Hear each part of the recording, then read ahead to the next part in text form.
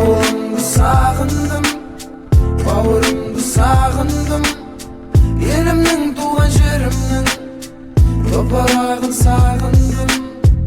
Әкешімді сағындым, анашымды сағындым, айналайын деген сөзін қалағанын сағындым.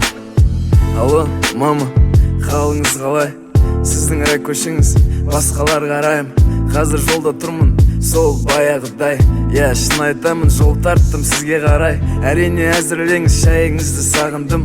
Ауасын ауылдың, иісін бауырдың.